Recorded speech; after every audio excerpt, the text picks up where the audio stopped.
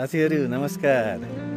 आज म तपाईहरूलाई सुदूरपश्चिमको कुनामा रहेको दार्चुला जिल्लामा अवस्थित अपी हिमाल देखाउँदैछु। त्यही हो अपी हिमाल, हेर्नुहोस् अत्यन्त सुन्दर सुदूरपश्चिमको शान अपी हिमाल। यहाँ चारैतिर यस्ता मैदानहरू, रुखहरू, चट्टानमा हिउँ पनि परिरहेको छ। चारैतिर सुन्दर छ, हरियाली छ। अहिले हामी भर्खरै यताबाट हिँड्दै आयौँ। अब हामी यहाँ तल झरेर तल झरेर खोला तरेर यहाँ माथि यो सानो पहाड जस्तो छ, त्यहाँ जाँदैछ। त्यहाँबाट चाहिँ अब अलिकतिसम्म बाटो छ भन्ने सुन्नु आएको छ। र आज चाहिँ हाम्रो गन्तव्य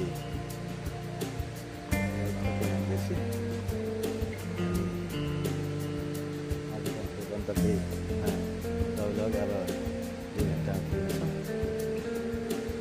त्यसपछि हामी आज चाहिँ बास बसेर भोलि बिहान सबैले अपी बेस क्याम्पमा घामको पहिले झुल्काको दर्शन हामीले भोलि बिहान गर्नेछौँ भन्ने विशेष छु। र मेरो साथमा मेरो अनन्य मित्र तल भर्खरै पर्ने